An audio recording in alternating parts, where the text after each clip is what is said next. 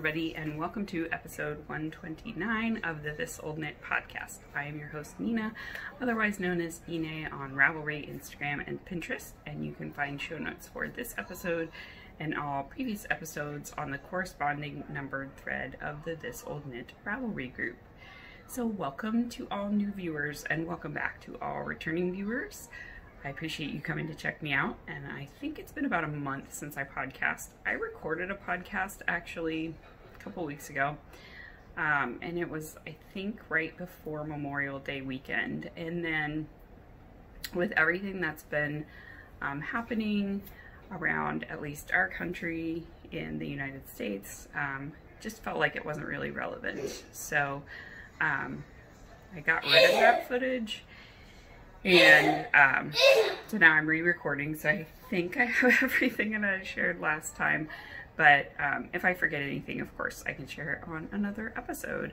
But just wanting to address up front what did happen. So over the Memorial Day weekend was when George Floyd was killed, and there were a lot of protests. There are still a lot of protests happening, and it was kind of the straw, if you will. I liken it to, if anybody remembers the Arab Spring and the merchant who set himself on fire. I believe it was in Tahrir Square, and that sort of just made the conflagration of the Arab Spring happen. So sometimes it's just kind of that one straw that you just can't anymore.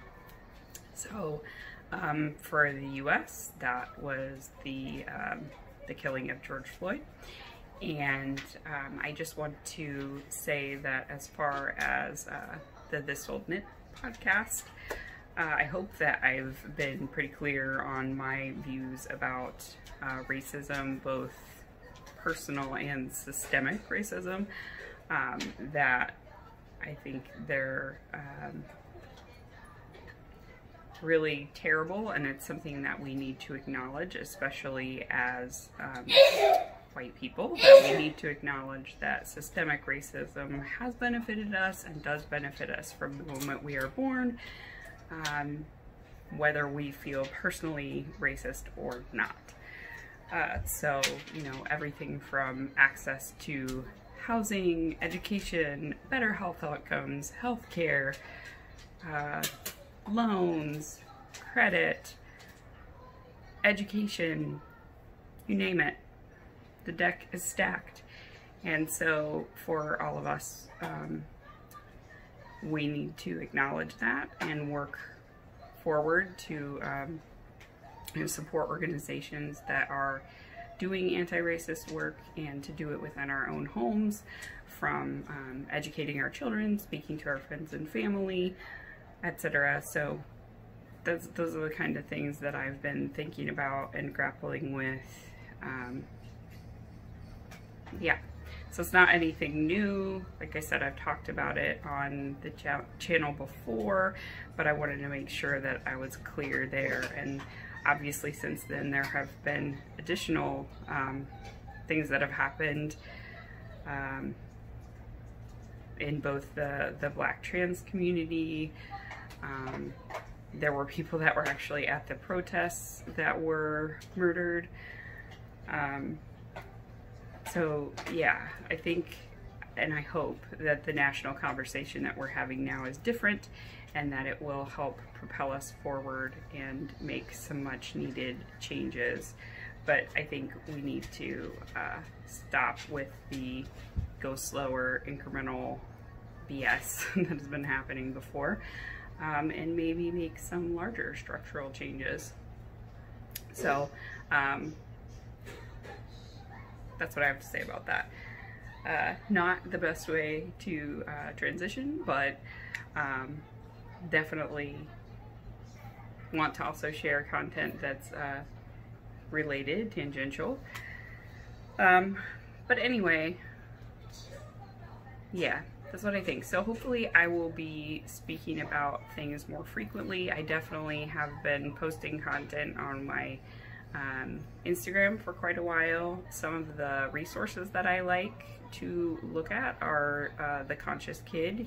He or they, I guess there's more than one person, do quite a bit to give content that's good to help children and to help introduce children to the concept of racism in a more holistic way, because I think, at least when I was growing up, the content that was for children that was related to racism was more speaking about individual racism and rooting that out, but it didn't really ever talk about systemic racism. And some of the resources that the Conscious Kid posts do deal with that, so that's great. And they have a Patreon, so obviously support their content and pay them for their work. And yeah, there's various other people that I've followed for a really long time, but you know, I will say that I consider this to be a safe space, so if there's you know, negative comments on my posts, I'm definitely going to address them and make sure I'm, you know, monitoring my comments. So that is that. So with that, I have 3 finished objects, but I wanted to talk about cows, and then I do have an idea that's kind of related to the anti-racism topic. So I have a lot of shawls, like more than I could possibly wear, and I was thinking maybe I would either try to find an online auction where I could donate them to, or potentially auction some of them off to donate all of the proceeds to either Black Lives Matter, or the Southern Poverty Law Center is actually doing a lot of work for registering voters of color leading up to the 2020 election, and also fighting against gerrymandering and voter suppression in specifically the South. They've announced a campaign that they're going to very aggressively go after some of the voter suppression tactics that are happening in the South of the United States. So I would like to support that. So if anybody's interested, or potentially if you know of somewhere where my donations might be more valuable, because I know I don't have a big audience, so if I could donate it to someone who's got more reach and could potentially raise more money for those causes, then I'd be happy to just you know, donate them. So yeah, let me know in the comments if you know of anyone that's looking for items to auction off, or if you think that me doing like an Instagram auction would be something you'd be interested in. So that was one of the things I was thinking about.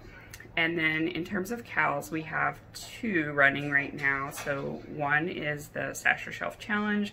That's a year-long knit and crochet and I guess spin along, using either stash or a pattern that you've had prior to January 1st of 2020. And then the other one is the Mohohi Cow, which is knitting a design from either Andrea Mowry or Joji Locatelli anytime throughout the year. It could be new ones that they release, or it could be ones that they already had out. I know at least Joji Locatelli has some free patterns.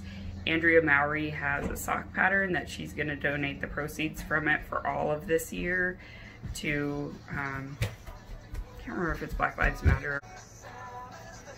Hey buddy, can you go somewhere else? Everyone doesn't want to see your sad lip. Okay. You're silly. Ooh, you're really hot. Can you go drink some ice water, please? You feel very warm from being outside. Go get some water. Yeah, Ada. Careful. It's hot. Why? Ada is very hot.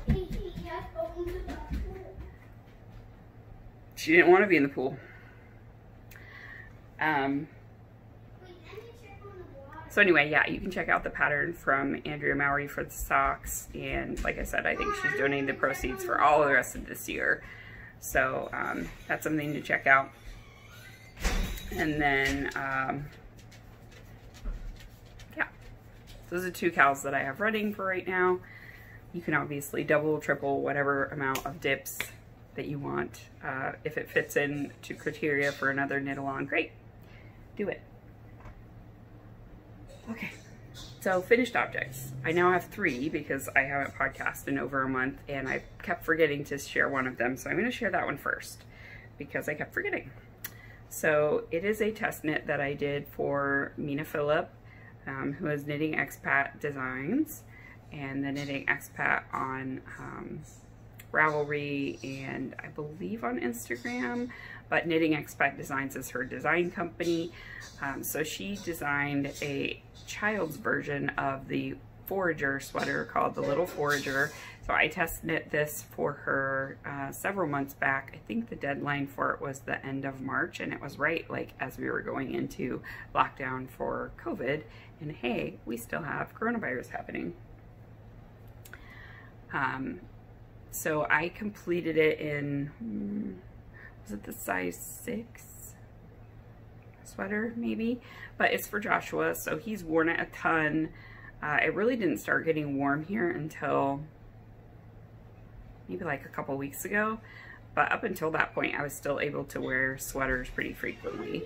So I knit this for him out of Broco Vintage. And no, don't come in here with no clothes on. Go put clothes on. What happened to your clothes? Okay. Sorry. They're playing in the pool. He came in, changed his clothes, decided he was going to get in the pool again. So apparently he just like took his clothes off to get in the pool. Whatever. It's hot. So anyway, I did the, I believe, size 6 so that he'd be able to wear it next fall and winter as well. So it's got a lot of positive ease right now. I used Broco Vintage in some kind of blue. I don't know. This was from my Aunt Lynn's stash that I inherited when she passed away, and I think I had like 20 skeins of this particular blue. So I have enough still to make Josh a sweater if I wanted to match. I don't know if he'd like this bright of blue. I don't think he would care. And then these are various colors I had in my stash of Spud and Chloe Fine, which was their sock weight, and I used it held double. So I don't remember all the colorways. I think this one's like Cayenne, this one's Goldfish, this one's something related to the sun, this is Grass, and this is, I don't remember, Calypso maybe? But anyway, I was inspired by a set of felt pens that I have that are in these colors, and then there's one that's this color. And yeah, so I wanted to make a rainbow sweater for Joshua. It fits really great. The only modification I made is I believe I made the sleeves a little bit shorter or longer. Maybe I made them longer. I think I made them longer than they were called for in the pattern. Again, thinking of the wanting to be able to have them really long and maybe roll them up. And to make sure that it would, again, fit them into the next year. Because I feel like for my kids, at least, they seem like they grow in their arms and legs and not as much in the torso, or not as quickly in the torso. But it's a top-down raglan. And you don't very frequently see top-down raglans with color work on the top. So it was nice to be able to work what was a familiar shape to me while still doing color work. And I would say that this is a great beginner pattern if you want to try color work for the first time, because the amount of color work is pretty small. It's very well written out, and the chart is pretty you know, repetitive, so it's easy to memorize. And again, you have like that familiar shape. So if you haven't done like a, what's that called, a circular yoke with like the short row shaping in the back, that's typically what you would see in a colorwork sweater, so this one's a good way to get yourself used to a colorwork sweater, and it's also smaller because it's kid size. And then you can graduate up to the grown-up size because she has the grown-up size. So highly recommend the pattern. Again, it is the Little Forager sweater by Knitting Expat, and I think I used maybe 1.5 skeins of the Broco Vintage. It's a discontinued yarn, I think. So, bummer.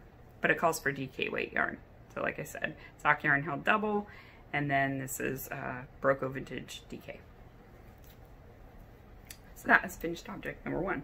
And it is actually washed and blocked because I had it all washed for putting away for the winter.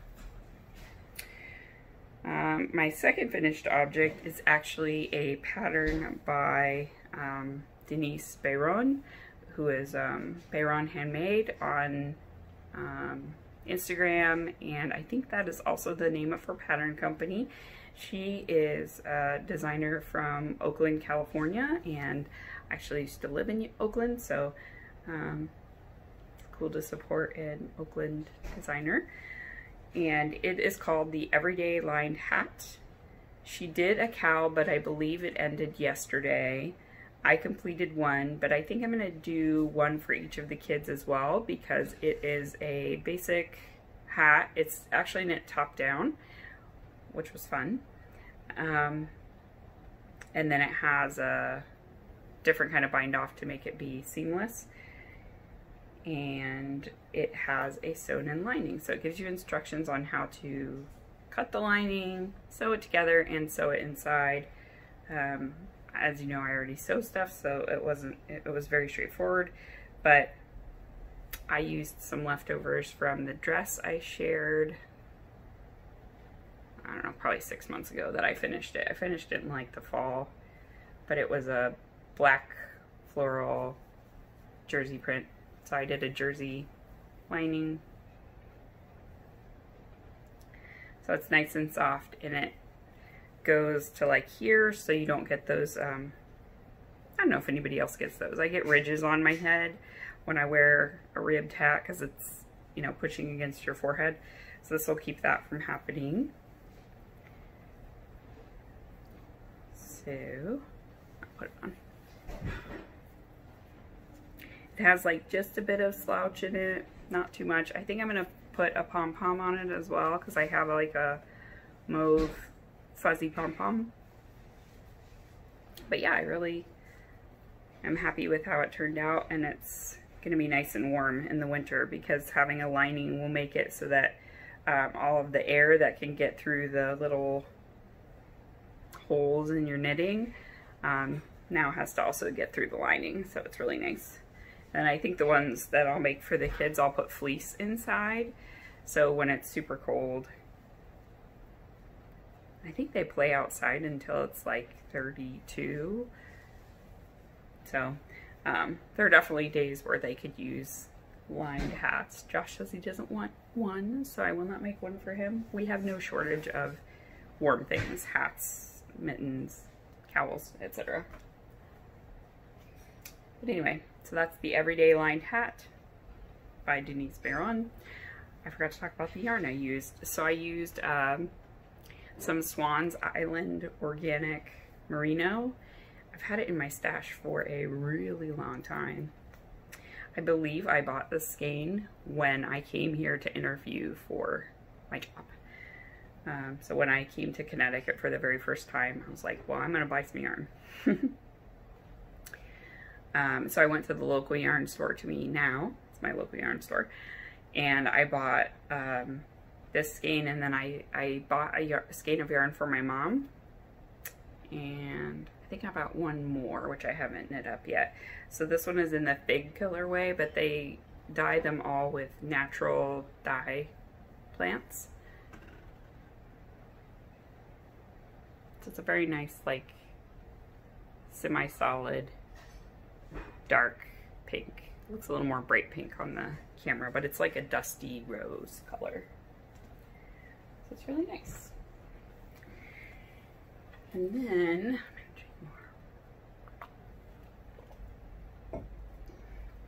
My last FO that I have is another So Faded sweater. This one is all in greens. This is the last time you have to hear me say all these colorways. So it is now all in Wool & Vine yarns. My final fourth color that I was going to use turned out to be way too pink in the background. So I switched it to a Wool & Vine color that I had in stash, and I like it way better.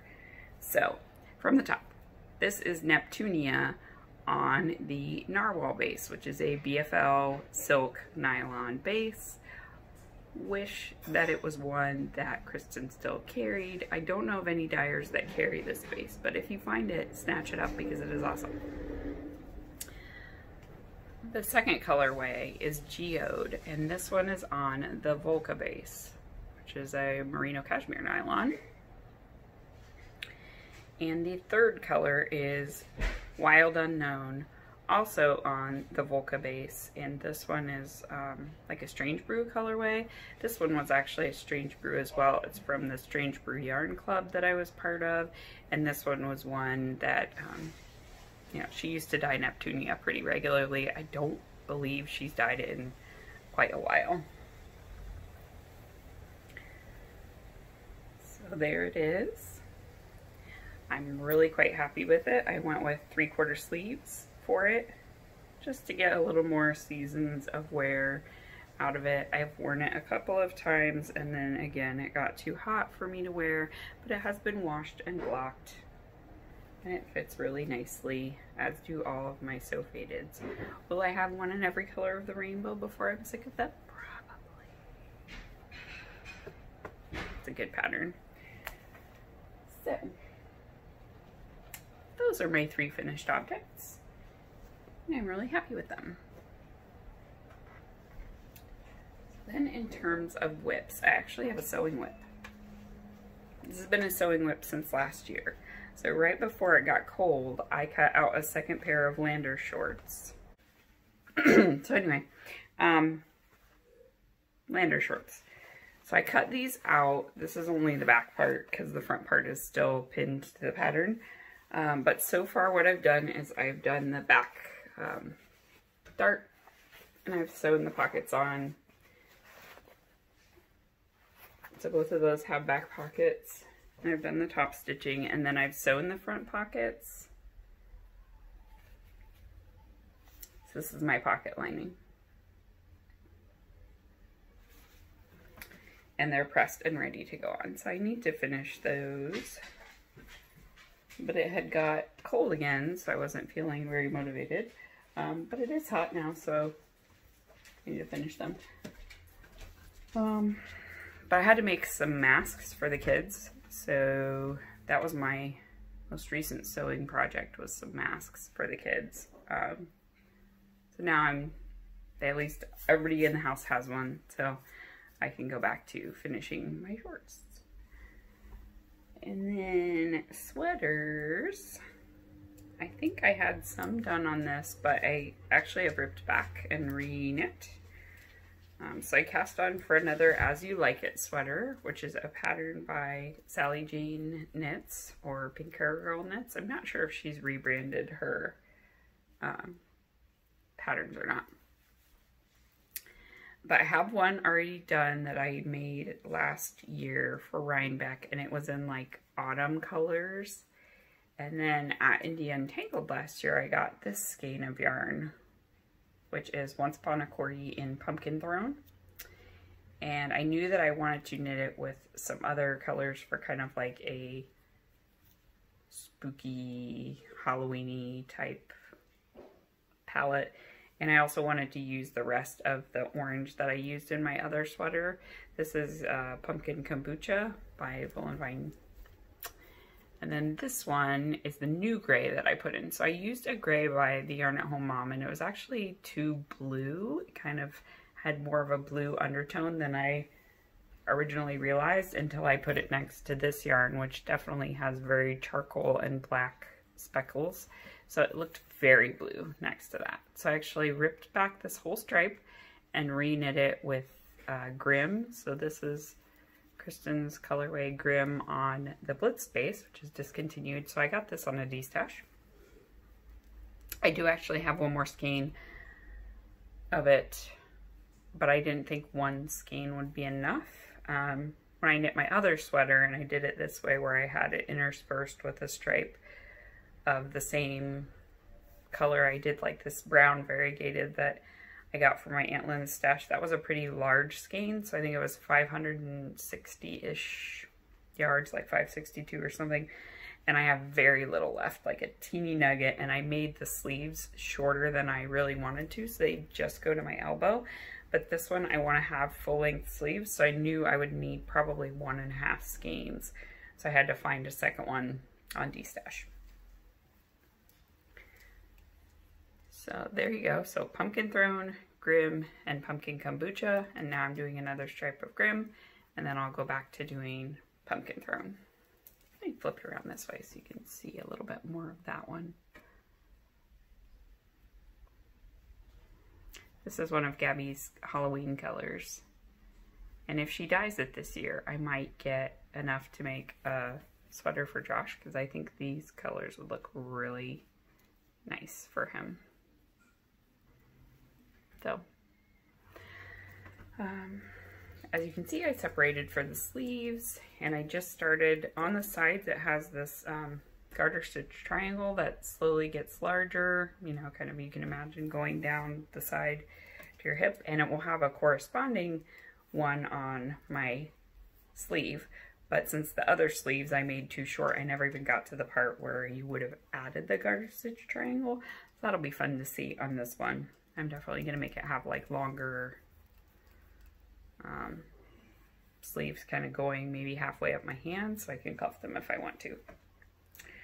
But that's going really well. So this is the one that I'm kind of knitting on when I need something mindless, because I don't have to pay attention. Now it's just round and round and stocking it with that little bit of the garter triangle, which isn't hard.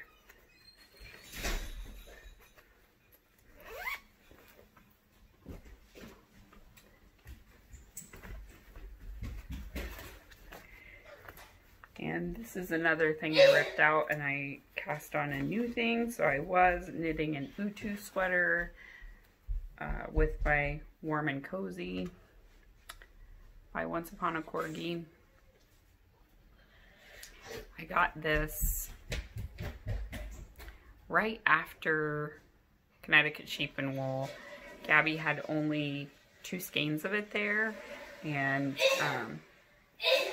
so I twisted her arm to dye more, because this is a really hard colorway for her to dye. She said it takes basically all day because of all of the layering and stuff, but it's this deep like mahogany brown. It's so pretty. So I knew I wanted to do a cardigan, but the Utu cardigan was a hot mess. Like, I don't know what I was doing wrong on that pattern, but I couldn't get the leaves to actually look like leaves. They just looked horrible. So I just gave up on that pattern. I ripped it out and I decided I was going to knit a sparkle cardigan by Joji Locatelli. So this one is a cardigan with all over eyelet pattern. Sorry, my pattern has something on it. So it has an all over eyelet pattern and then like a V-neck in the front. So this is what I'm doing instead. And I have gotten to all of like row 10 after the short rows, but it does have short row shaping in the back. So this is the back, and where those marks are, or sorry, where those markers are is like the neck. And then now I'm slowly shaping for the shoulders.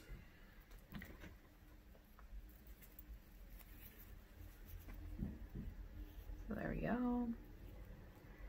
It has some eyelets in it. You can see them there and there. So I'm enjoying that. I haven't picked it up in a little bit because I've been working on a couple of other sweaters, but I am happier with this pattern. It's much more straightforward and I like it. So it'll be a cardigan eventually.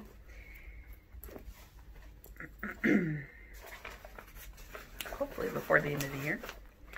And I don't have any brown cardigans, so it'll match a lot of stuff.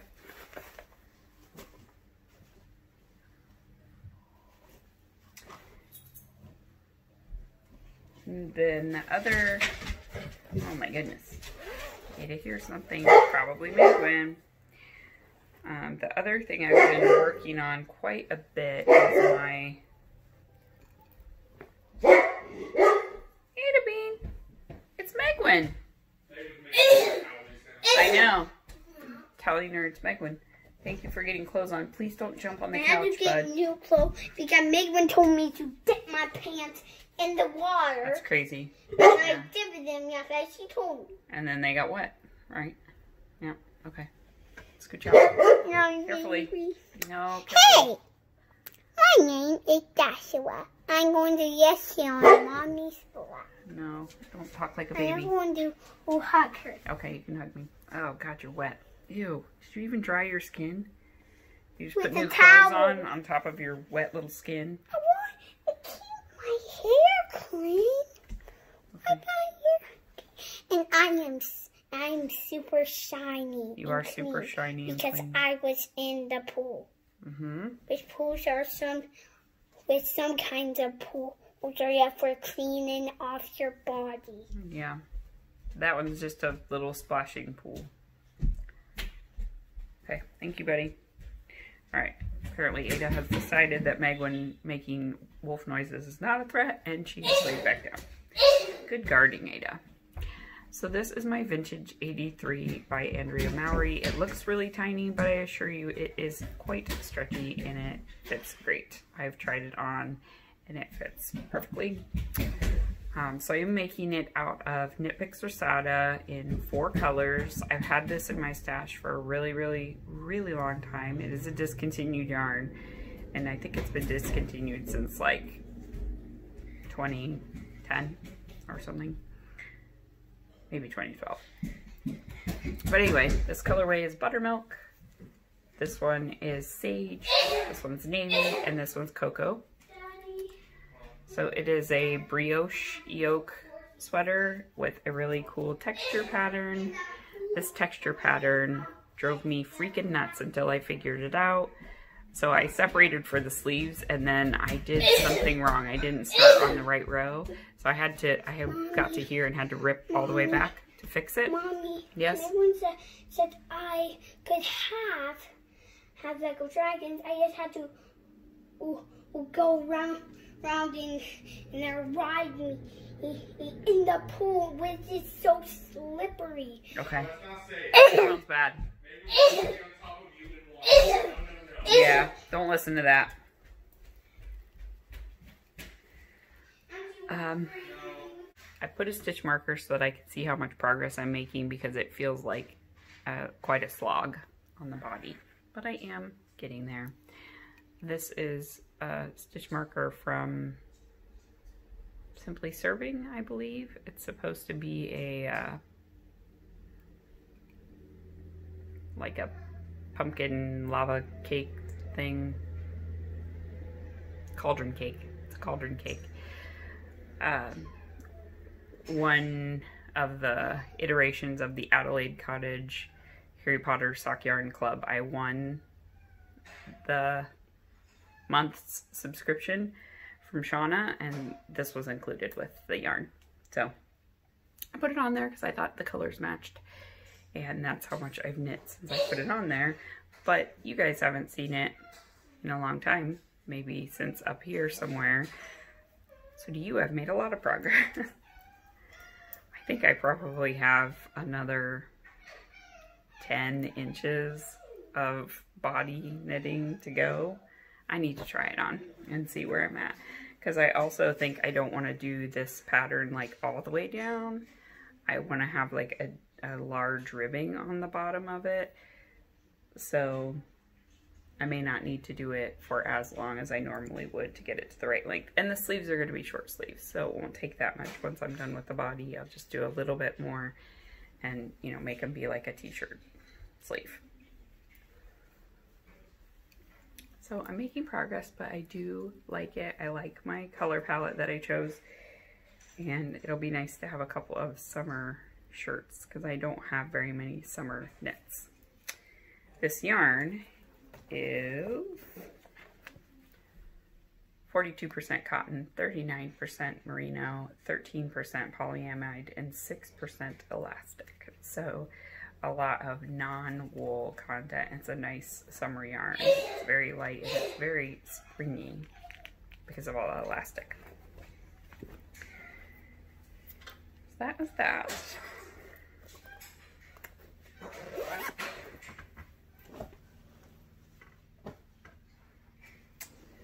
And the last garment that I've been working on is the penny candy tee. Sorry. I have this in here because I need to try it on. I believe I'm ready to do the sleeves, but I want to make sure I have the length I want because it is bottom up, and I don't often make things bottom up. But I believe I have enough length.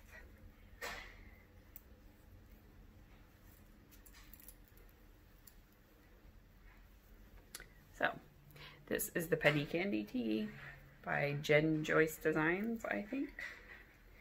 My bottom part is Grim on Blitzed. This is a leftover bit of a skein from my Half Moon Oracle shawl. And then my striped section is Black Pearl and Paranormal. The Black Pearl is on the narwhal base, which I mentioned before. This is, I think, my last skein of narwhal. I might have one more. Yeah, I think this is my last skein of narwhal base from Vine. And then the Paranormal is on the Volca base. And it was a Halloween color a couple years ago.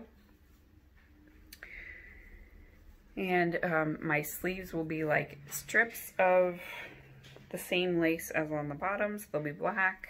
And then there's like a big lace section on the collar area, and that will also be in Grim.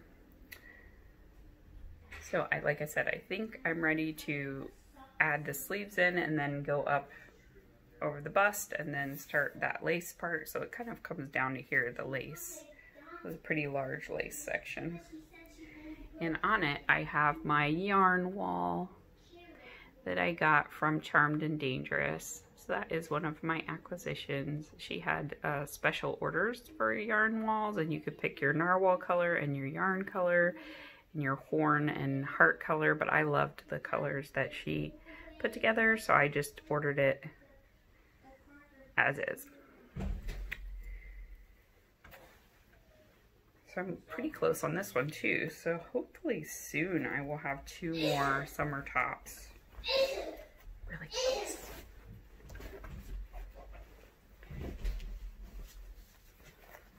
And the last thing I have on my needles is this sock.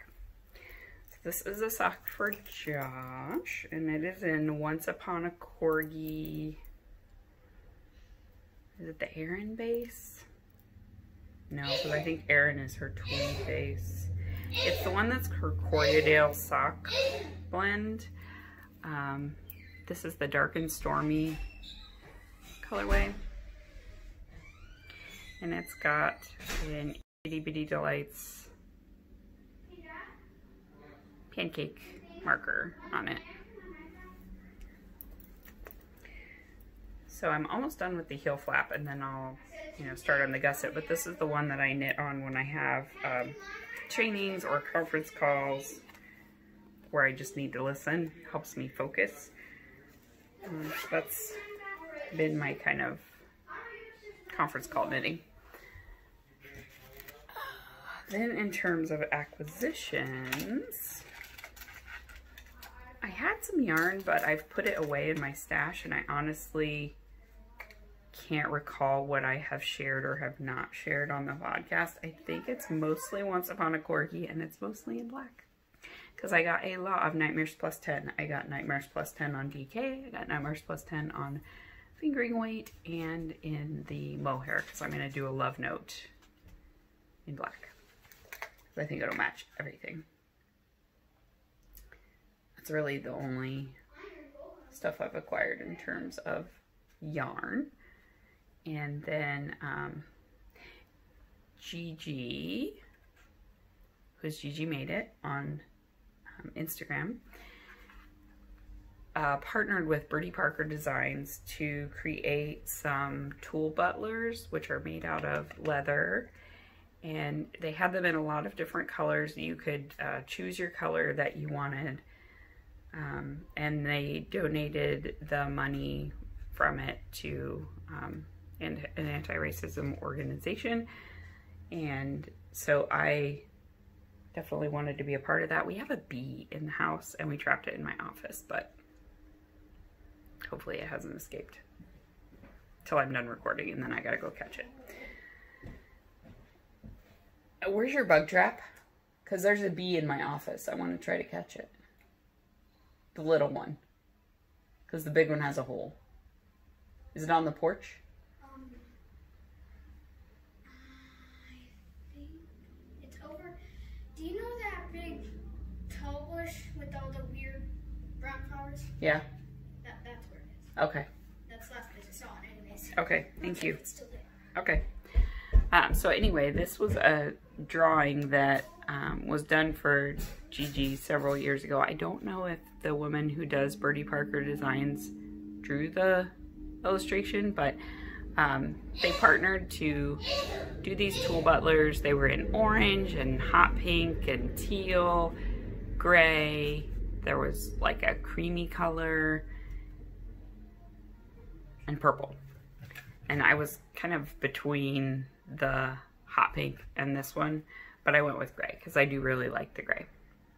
So I've had this sitting on my desk for work, my work from home desk in my office, and it holds a lot of stuff. So it's just a nice little tray that holds things. So I have in it my Tuft woolens, my lipstick, a tape measure, my eraser, and some Burt's Bees. So you can see those all fit in there, and there's still room for other stuff. But those are the kinds of things I have sitting there, and it's been nice to have it all corralled and it's not wandering all over my desk. So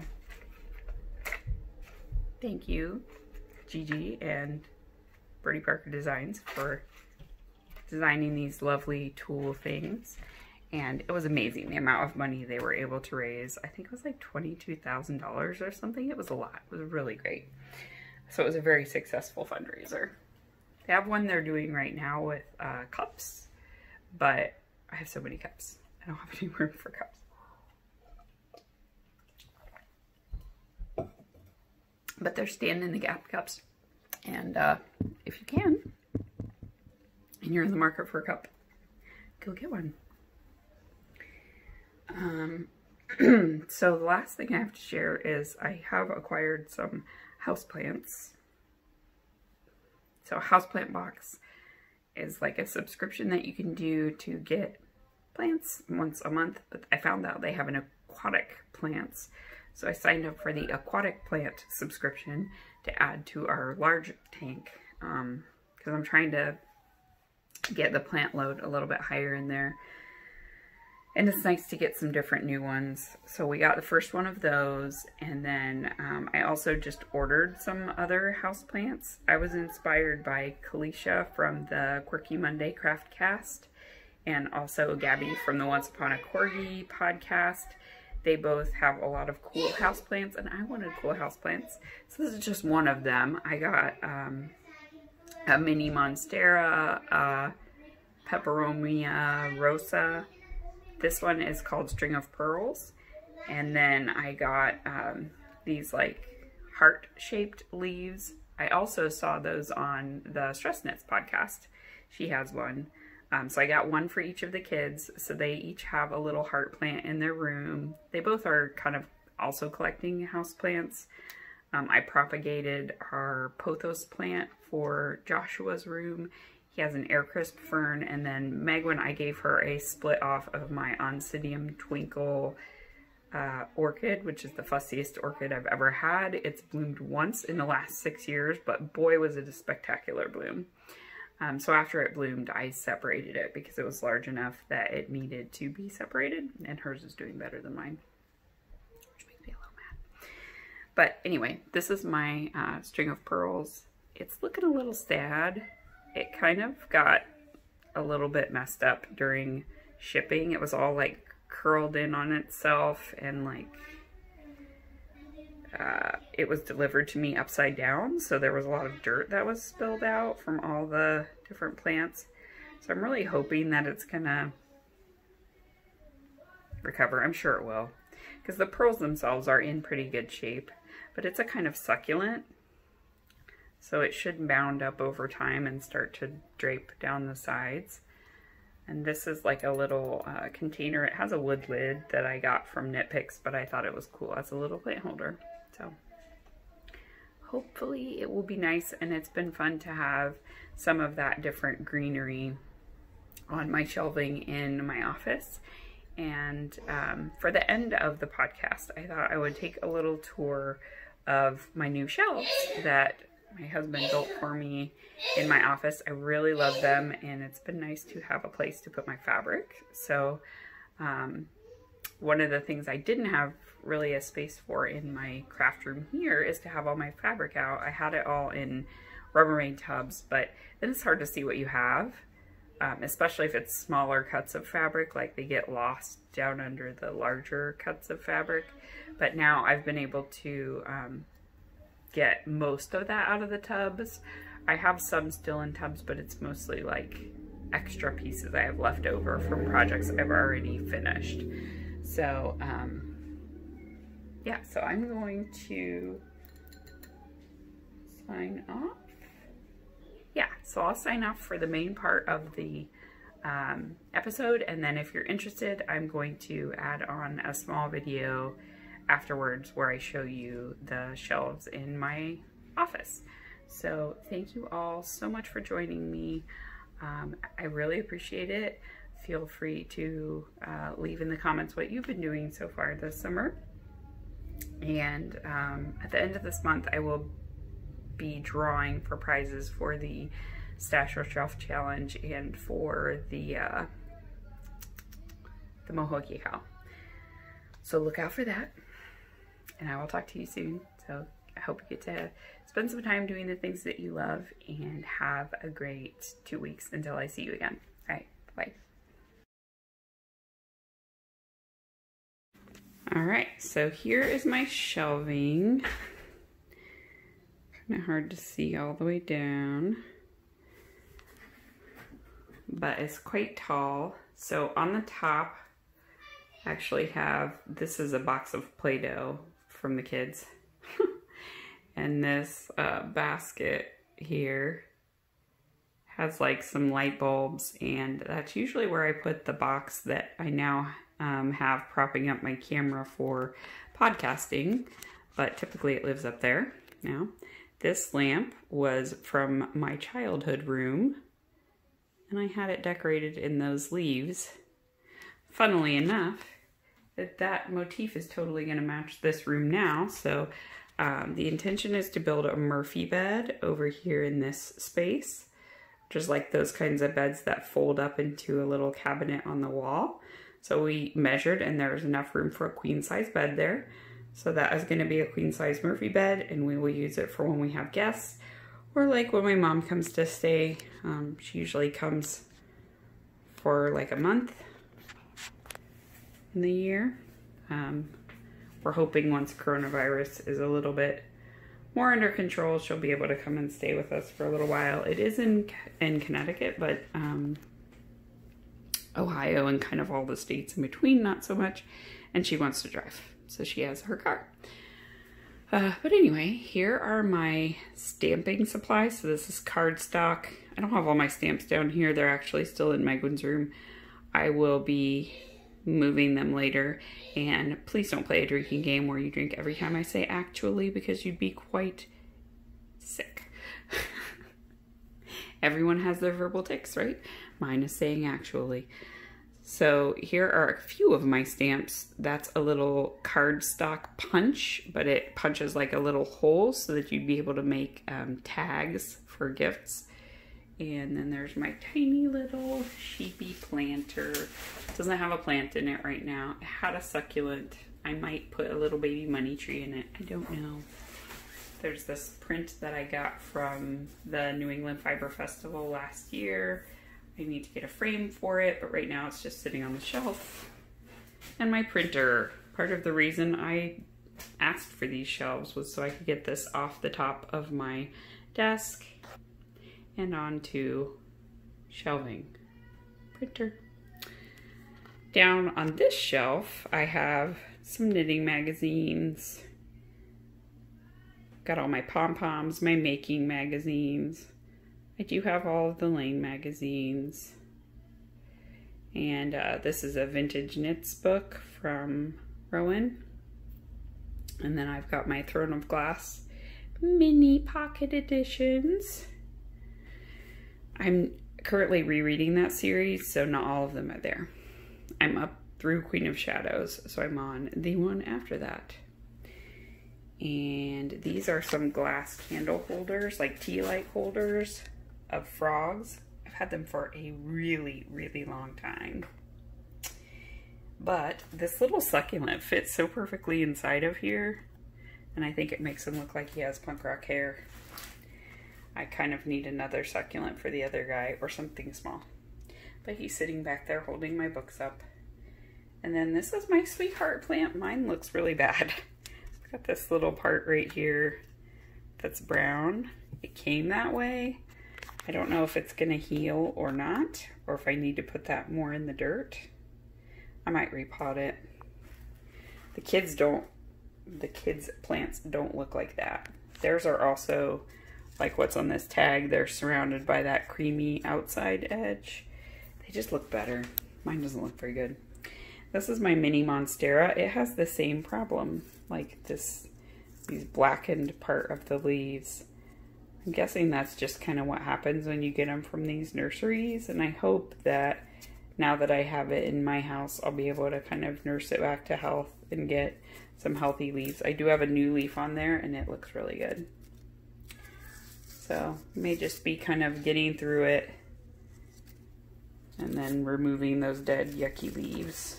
The dead yucky leaf down there that I need to take off. This is one that I propagated from our pothos plant.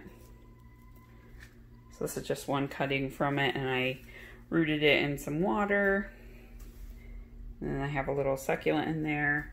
And this is one of my cuttings off of my, gosh, what are those called? It's the money tree plant, but it's also called the friendship plant.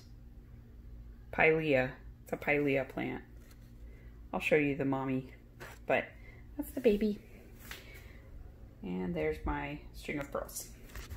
So behind the plants, this box has all my fat quarters in it. This and this have printed out patterns, and I actually went back through, I went back through all of my printed patterns. I got rid of a lot of the ones that I probably will never knit. I recycled them, and then I reorganized these binders to be by designer rather than by type of things. So I used to have a binder that was like sweaters, one that was shawls, one that was socks. It was too many binders, and that's not really how I think of things now. I think of them as by designer. So I have all of my items in those by designer. It's not A through G though, that's an old label. This little magazine holder has all my cross stitch patterns, and my cross stitch patterns I have put in with their fabric and their thread if I have the kit. So they're together if I have a little kit, and if I don't have a kit, it's just the patterns themselves. And then I've got my interweaves in here, my Vogue knitting in here and Knit Simple. There's 2 more magazine holders. I have more magazine holders because I have a lot of knitting magazines from before Ravelry was around. These 2 prints are things that Megwin did. She used like a straw and food coloring water and kind of blew it through to make the effects. I really love this one. This is like my favorite one. And then these are like little cutouts for like silhouettes and stuff. I think they're really cool. But she tried to make a narwhal here for me, so very fun. So that is that shelf. This shelf, those are my works in progress for cross stitch. There is also some webbing in there, like buckles, and I don't know, like my Q snaps are in there. It's mostly cross stitch stuff though. Yeah, Q snaps. There's some ribbon. There's a little bit of yarn in there.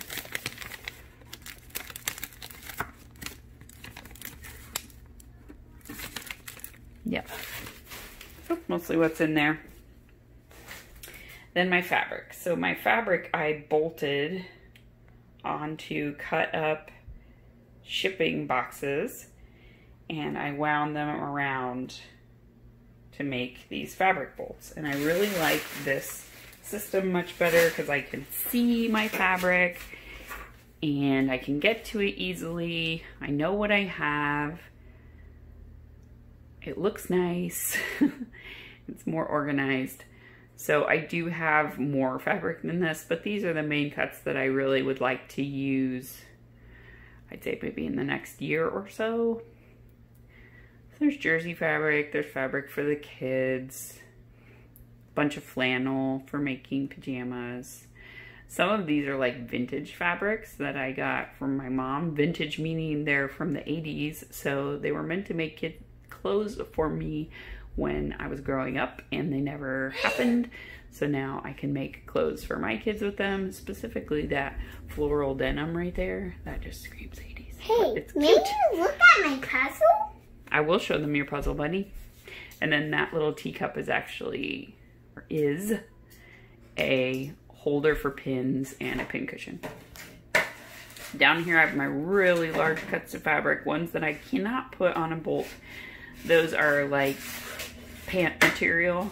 So I got enough pant material to make pants for me, Joshua, Megwin, and to make like shorts, skirts, etc. So very large, like 5 yards of denim. I think there's 5 yards of that black. The navy blue is like duck. That mauve is for making like a skirt and also pants. And then there's towel material in there to make a bunch of towels. And then all of these are leftovers from other projects. And there's one cut in there that's very large, that yellow, that I would like to make a dress or something out of, but it's too many yards to put on a bolt. And then over here is all of my printer stuff. So I have reams of paper, extra printer cartridges, an extra keyboard, my 3-hole punch, my spare power supply for work, my Where's the bee? 10 key. It was actually a fly, so we're fine. Phew. My 10 key that I use when I travel for work. That's pretty much it. What is shelves. This plant is my Peperomia Rosa because it has red leaves on the bottom. Can you tell them? Tell them about what? The fruit thing. Your fruit bowl? Yeah. I thought you didn't like your fruit bowl. I did like it. Okay. You can tell them about your fruit bowl. Uh-oh, you messed up Bubby's puzzle. Get off. The fruit bowl is supposed to be the only colorful thing, and then the rest is black and white. This bottom part here has like a flower on it. This is supposed to be a different kind of flower. This is supposed to be like I don't really know. Jewelry decorations. Yes, and then this is flowers, and then that thing in the middle is a grape. Grapevine, and then there's bananas, and an orange, and an apple, and a pear. Okay. It's my puzzle. And it took a long time, but I did it anyways. And Mom said I had to take a break because she would do a work call. And it shows you of some of the world all around our place. What does it show? Do you remember?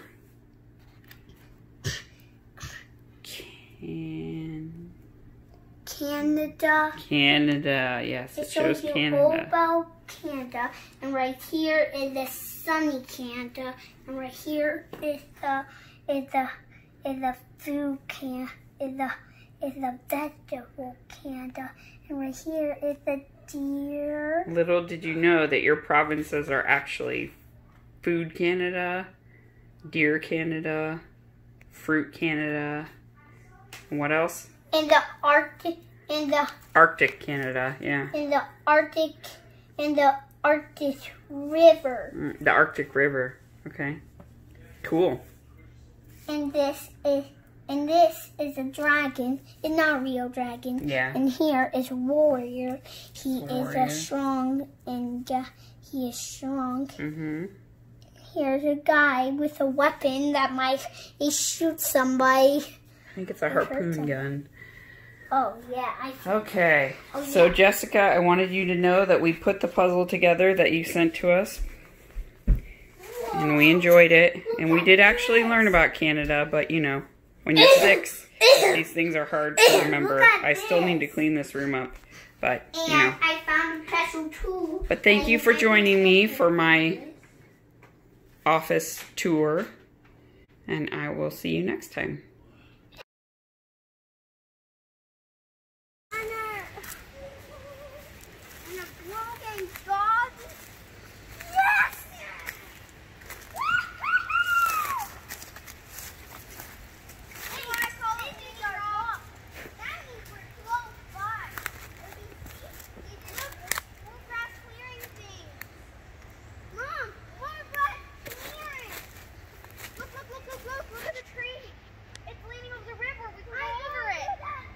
No.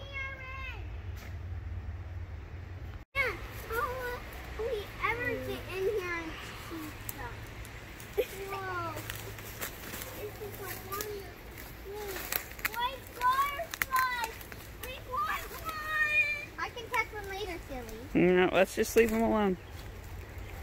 We're almost through the thicket part. Oh, I don't care if it's a thicket. There's some plant life. Oh, I really want to go back to grassy clearing. Someday I will. Oh, look, it's a big stump. All right. Let's go that way. Rock. You ready? Yeah. Okay. Nature adventure. I want to record our whole trip. No, because I have to watch where you're going. Nature. Come on, you don't want to step on me. I want to catch you. Oh, no, we don't want to. You guys are so old.